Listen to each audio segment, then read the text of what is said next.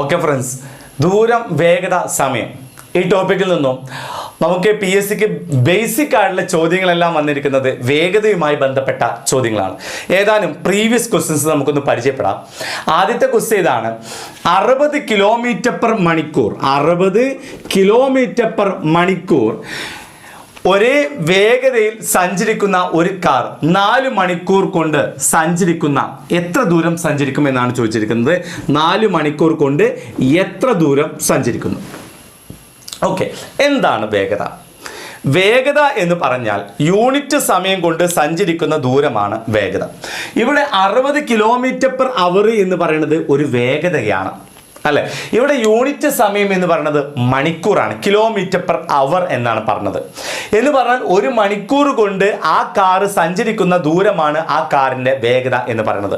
അപ്പോൾ 60 kilometre per hour എന്ന് പറഞ്ഞാൽ അതിന്റെ അർത്ഥം ഒരു മണിക്കൂർ കൊണ്ട് 60 കിലോമീറ്റർ ദൂരം സഞ്ചരിക്കുന്നു എന്നാണ്. ഒരു മണിക്കൂർ കൊണ്ട് 60 കിലോമീറ്റർ വീതം ദൂരം സഞ്ചരിക്കുന്നു. അപ്പോൾ ഒരു മണിക്കൂർ കൊണ്ട് ആ കാറ് സഞ്ചരിക്കുന്ന ദൂരത്തിനെയാണ് ആ കാറിന്റെ വേഗത എന്ന് പറയുന്നത്. അപ്പോൾ യൂണിറ്റ് സമയം വ്യത്യസ്തമാകാം. ഇവിടെ മണിക്കൂറാണ് യൂണിറ്റ് സമയം, അത് ചിലപ്പോൾ മിനിറ്റ് ആകാം, സെക്കൻഡ് ആകാം. ഓക്കെ, അപ്പോൾ ഇവിടെ ആ കാറിന്റെ വേഗത എന്ന് പറയുന്നത് 60 കിലോമീറ്റർ പെർ അവർ എന്ന് പറഞ്ഞാൽ അതിന്റെ അർത്ഥം ആ കാറ് ഒരു മണിക്കൂർ കൊണ്ട് എത്ര ദൂരം സഞ്ചരിക്കുന്നു? ഒരു മണിക്കൂർ കൊണ്ട് 60 കിലോമീറ്റർ ദൂരം സഞ്ചരിക്കുന്നു. അങ്ങനെയാണെങ്കിൽ 2 മണിക്കൂർ കൊണ്ട് ആ കാർ എത്ര ദൂരം സഞ്ചരിക്കുന്നു? 60 × 2 120 കിലോമീറ്റർ ദൂരം സഞ്ചരിക്കുന്നു. അപ്പോൾ 3 മണിക്കൂർ കൊണ്ട് എത്ര ദൂരം സഞ്ചരിക്കുന്നു? 3 × 60 ചെയ്താൽ മതി. എങ്കിൽ 4 മണിക്കൂർ കൊണ്ട് ആ സഞ്ചരിക്കുന്ന ദൂരമാണ് നമ്മളോട് ചോദിച്ചിരിക്കുന്നത്. 4 മണിക്കൂർ കൊണ്ട് സഞ്ചരിക്കുന്ന ദൂരം കാണാൻ 4 × 60 കിലോമീറ്റർ എന്ന് പറഞ്ഞാൽ 6 4 24 240 കിലോമീറ്റർ ആണ് ആ കാറ് 4 മണിക്കൂർ കൊണ്ട് സഞ്ചരിക്കുന്ന ദൂരം എന്ന് പറയുന്നത്. ഓക്കെ, മറ്റൊരു ക്വസ്റ്റ്യൻ ഇങ്ങനെയാണ്. അപ്പൊ ഇവിടെ ഓപ്ഷൻ കൊടുത്തിരിക്കുന്നു. ഓപ്ഷൻ ഡി ആണ് നമ്മുടെ ആൻസർ, 240 എന്ന് പറയുന്നത്. ഓക്കെ, മറ്റൊരു ക്വസ്റ്റ്യൻ എങ്ങനെയാണ്? ഒരു വാഹനം 2 മണിക്കൂർ കൊണ്ട് 48 കിലോമീറ്റർ സഞ്ചരിക്കുന്നു. എന്താ പറഞ്ഞത്? 2 മണിക്കൂർ കൊണ്ട് 48 കിലോമീറ്റർ ദൂരം സഞ്ചരിക്കുന്നു. ഓക്കെ അല്ലേ? അപ്പോൾ ഒരു കാറ് 2 മണിക്കൂർ കൊണ്ട് 48 കിലോമീറ്റർ ദൂരം സഞ്ചരിക്കുന്നുവെങ്കിൽ ഈ വാഹനത്തിന്റെ വേഗത എന്ത് എന്നാണ് ചോദിച്ചിരിക്കുന്നത്. എന്താണ് വാഹനത്തിന്റെ വേഗത എന്ന് പറഞ്ഞാൽ യൂണിറ്റ് സമയം കൊണ്ട് സഞ്ചരിക്കുന്ന ദൂരമാണ് വേഗത. ഇവിടെ യൂണിറ്റ് സമയം എന്ന് പറഞ്ഞാൽ മണിക്കൂറാണ്. എന്ന് പറഞ്ഞാൽ ഒരു മണിക്കൂർ കൊണ്ട് ആ കാറ് എത്ര ദൂരം സഞ്ചരിക്കുന്നുവോ അതാണ് ആ കാറിന്റെ വേഗത എന്ന് പറയുന്നത്. അപ്പോൾ ഇവിടെ 2 മണിക്കൂർ കൊണ്ട് 48 കിലോമീറ്റർ ദൂരമാണ് സഞ്ചരിച്ചത്.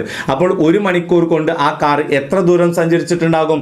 2 മണിക്കൂർ കൊണ്ട് 48 കിലോമീറ്റർ ദൂരം സഞ്ചരിക്കുമെങ്കിൽ ഒരു മണിക്കൂർ കൊണ്ട് 24 കിലോമീറ്റർ ദൂരമാണ് സഞ്ചരിക്കുന്നത്. അപ്പോൾ കാറിന്റെ വേഗത എന്ന് പറയുന്നത് 24 കിലോമീറ്റർ പെർ അവർ എന്ന് പറഞ്ഞാൽ ഒരു മണിക്കൂർ കൊണ്ട് ആ കാറ് സഞ്ചരിക്കുന്നു 24 കിലോമീറ്റർ ദൂരം എന്ന് പറയുന്നത് അല്ലേ. ഓക്കെ അല്ലേ? അപ്പോൾ ഒരു വാഹനത്തിന്റെ വേഗത എന്ന് പറയുന്നത് യൂണിറ്റ് സമയം കൊണ്ട് സഞ്ചരിക്കുന്ന ദൂരമാണ്. ഒരു മണിക്കൂർ കൊണ്ട്, ഇവിടെ ഒരു മണിക്കൂർ എന്നത് അതിന്റെ ഒരു യൂണിറ്റ് തന്നെയാണ്. അതുകൊണ്ട് ഒരു മണിക്കൂർ കൊണ്ട് സഞ്ചരിക്കുന്ന ദൂരമാണ് ഇവിടെ ആ കാറിന്റെ വേഗത എന്ന് പറയുന്നത്. ഓക്കെ, അടുത്ത ക്വസ്റ്റ്യൻ ഇങ്ങനെയാണ്: ഒരാൾ 8 കിലോമീറ്റർ പെർ മണിക്കൂർ വേഗതയിൽ സൈക്കിൾ ചവിട്ടുന്നുവെങ്കിൽ 5.5 മണിക്കൂർ കൊണ്ട് അയാൾ എത്ര ദൂരം സഞ്ചരിക്കുന്നു? ഓക്കെ, അപ്പോൾ ഒരാൾ സൈക്കിള് ചവിട്ടുന്ന അതിൻ്റെ വേഗത തന്നിട്ടുണ്ട് 8 കിലോമീറ്റർ പെർ അവർ എന്ന് പറഞ്ഞാൽ അതിൻ്റെ അർത്ഥം എന്താണ്? ഒരു മണിക്കൂർ കൊണ്ട് അദ്ദേഹം എത്ര ദൂരം സഞ്ചരിക്കുന്നു? 8 കിലോമീറ്റർ ദൂരം സഞ്ചരിക്കുന്നു അല്ലെ. വേഗത എന്ന് പറഞ്ഞാൽ യൂണിറ്റ് സമയം കൊണ്ട് സഞ്ചരിക്കുന്ന ദൂരം. ഇവിടെ ഒരു മണിക്കൂർ കൊണ്ട് സഞ്ചരിക്കുന്നു 8 കിലോമീറ്റർ. അതുകൊണ്ടാണ് ഇതിനെ അതിൻ്റെ വേഗതയായിട്ട് കണക്കാക്കുന്നത് 8 കിലോമീറ്റർ പെർ അവർ അല്ലെ. അപ്പോൾ 8 കിലോമീറ്റർ പെർ അവർ എന്ന വേഗത പറഞ്ഞാൽ അതിൻ്റെ അർത്ഥം ഒരു മണിക്കൂർ കൊണ്ട് ആ സൈക്കിൾ 8 കിലോമീറ്റർ ദൂരം സഞ്ചരിക്കുന്നു. ഓക്കെ, അപ്പോൾ ഒരു മണിക്കൂർ കൊണ്ട് 8 കിലോമീറ്റർ. അപ്പോൾ 2 മണിക്കൂർ കൊണ്ട് എത്ര ഉണ്ടായിരിക്കും? 2 × 8. 3 മണിക്കൂർ കൊണ്ട് 3 × 8. 4 മണിക്കൂർ കൊണ്ട് 4 × 8. നമ്മളോട് ചോദിച്ചിരിക്കുന്നത് 5.5 മണിക്കൂർ കൊണ്ടാണ് അല്ലേ. അപ്പോൾ 5 മണിക്കൂർ കൊണ്ട് ആ സൈക്കിൾ എത്ര ദൂരം സഞ്ചരിക്കുന്നു എന്ന് ചോദിച്ചു കഴിഞ്ഞാൽ നമുക്ക് പറയാൻ പറ്റും 5 × 8 ആയിട്ട് 40 കിലോമീറ്റർ ദൂരമാണ് സഞ്ചരിക്കുന്നത്. എന്നാൽ നമ്മളോട് ചോദിച്ചിരിക്കുന്നത് 5.5 മണിക്കൂർ കൊണ്ടാണല്ലേ. ഇവിടെ ഒരു മണിക്കൂർ കൊണ്ട് 8 കിലോമീറ്റർ സഞ്ചരിക്കുമെങ്കിൽ അരമണിക്കൂർ കൊണ്ട് ബാക്കി എത്ര ഉണ്ട്?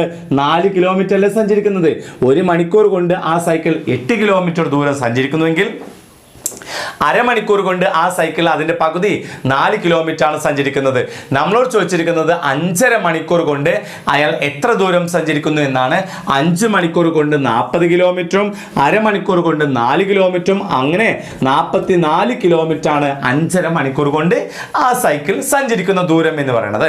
അടുത്ത ക്വസ്റ്റ്യൻ, ഒരു കാറ് 72 കിലോമീറ്റർ വേഗതയിൽ എന്താണ്, ഒരു കാറ് 72 കിലോമീറ്റർ വേഗത്തിൽ സഞ്ചരിക്കുന്നു എങ്കിൽ 15 മിനിറ്റ് കൊണ്ട് എത്ര മീറ്റർ സഞ്ചരിക്കും എന്നാണ് ചോദിച്ചിരിക്കുന്നത്.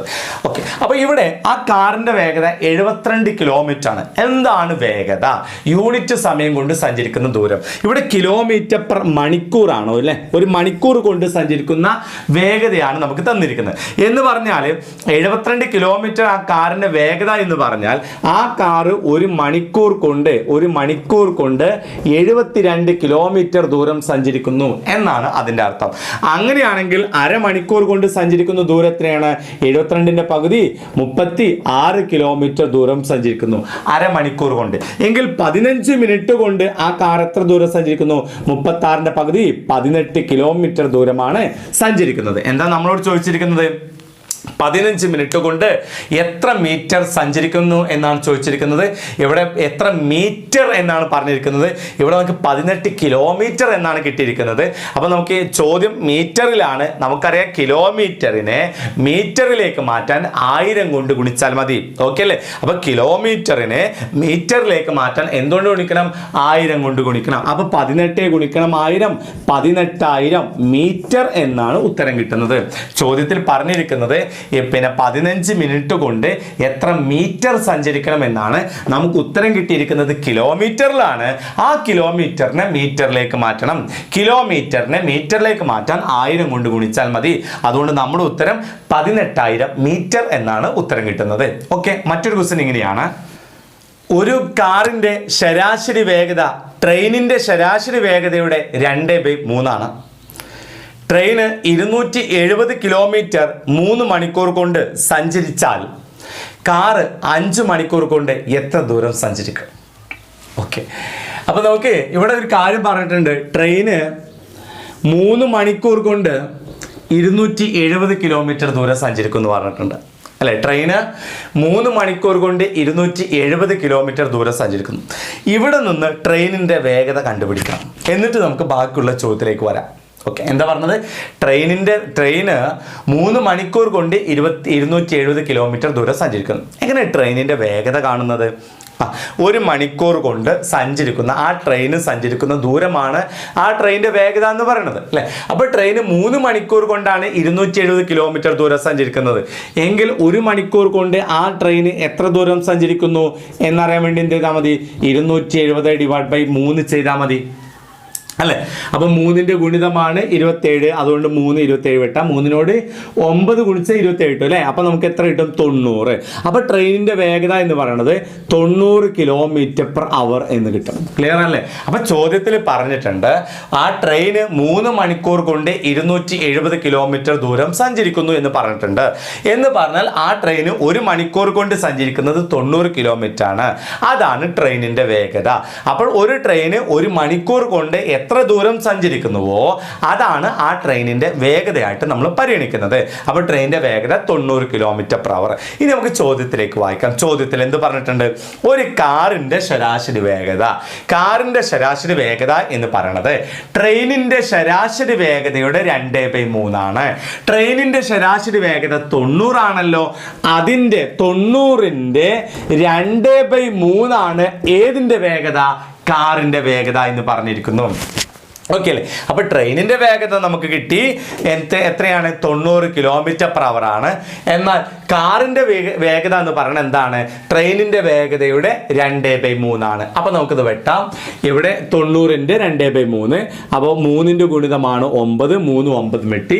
3നോട് 3 ഗുണിച്ചാലാണ് 9 കിട്ടുക. ആ 3 വലിയ സംഖ്യയുടെ സ്ഥാനത്ത് എഴുതും. അപ്പോൾ 30 2 ഗുണിച്ച് കഴിഞ്ഞാൽ 60 km/h എന്ന് കിട്ടും. ഓക്കെ അല്ലേ. അപ്പോൾ കാറിൻ്റെ വേഗത എത്രയുണ്ട്? 60 km/h ആണ് ഉത്തരം. ഓക്കെ അല്ലേ? ഇനി എന്താണ് ചോദ്യത്തിൽ എന്താണ് പറഞ്ഞിരിക്കുന്നത്? ഓക്കെ, അപ്പൊ നമുക്ക് കാറിന്റെ വേഗത കിട്ടി, 60 km/h കിട്ടി. ഇനി ചോദ്യത്തിൽ പറഞ്ഞിരിക്കുന്നു കാറ് 5 മണിക്കൂർ കൊണ്ട് എത്ര ദൂരം സഞ്ചരിക്കുന്നു. അപ്പൊ കാറിന്റെ വേഗത 60 km/h എന്ന് കിട്ടി. എന്താണ് വേഗത? കാറിന്റെ വേഗത എന്ന് പറയുന്നത് എന്താണ്? ആ കാറ് 1 മണിക്കൂർ കൊണ്ട് സഞ്ചരിക്കുന്ന ദൂരമാണ് ആ കാറിന്റെ വേഗത എന്ന് പറഞ്ഞ. കാറിന്റെ വേഗത 60 km എന്ന് പറഞ്ഞാൽ ആ കാറ് 1 മണിക്കൂർ കൊണ്ട് എത്ര ദൂരം സഞ്ചരിക്കുന്നു? 60 km ദൂരം സഞ്ചരിക്കുന്നു. നമ്മളോട് ചോദിച്ചിരിക്കുന്നത് ആ കാറ് 5 മണിക്കൂർ കൊണ്ട് എത്ര ദൂരം സഞ്ചരിക്കുന്നു എന്നാണ്. ഓക്കെ, അപ്പോൾ 1 മണിക്കൂർ കൊണ്ട് 60 km ദൂരം സഞ്ചരിക്കുന്നുവെങ്കിൽ 5 മണിക്കൂർ കൊണ്ട് 5 × 60 എത്ര ദൂരം സഞ്ചരിക്കുന്നു? 300 km ദൂരമാണ് ആ കാറ് 5 മണിക്കൂർ കൊണ്ട് സഞ്ചരിക്കുന്നത്. ഓക്കെ, അപ്പോൾ നമ്മൾ ഈ വീഡിയോയിലൂടെ നമ്മൾ പഠിച്ചത് ബേസിക് ആയിട്ട്, അതായത് സ്പീഡുമായി ബന്ധപ്പെട്ട് വളരെ ബേസിക് ആയിട്ടുള്ള PSCക്ക് ചോദിച്ച ഏതാനും ചോദ്യങ്ങളെ കുറിച്ചാണ് പറഞ്ഞത്. അപ്പോൾ നമുക്ക് അറിഞ്ഞിരിക്കേണ്ട ഇതാണ്, വേഗത എന്ന് പറഞ്ഞാൽ യൂണിറ്റ് സമയം കൊണ്ട് സഞ്ചരിക്കുന്ന ദൂരമാണ് വേഗത. സാധാരണയായിട്ട് നമുക്ക് വേഗത km/hലാണ് തരാറുള്ളത്. അതുകൊണ്ട് തന്നെ നമുക്ക് പറയാം, എന്താണ് വേഗത എന്ന് ചോദിച്ചാൽ നമുക്ക് പറയാം 1 മണിക്കൂർ കൊണ്ട് ഒരു വാഹനം സഞ്ചരിച്ച ദൂരത്തെയാണ് അതിൻ്റെ വേഗത എന്ന് പറയുന്നത്. ഓക്കെ അല്ലേ? ഇനി വേഗതയുടെ അടിസ്ഥാന യൂണിറ്റ് ചോദിച്ചാൽ നമ്മൾ പറയേണ്ടത് മീറ്റർ പെർ സെക്കൻഡുമാണ്. ഓക്കെ.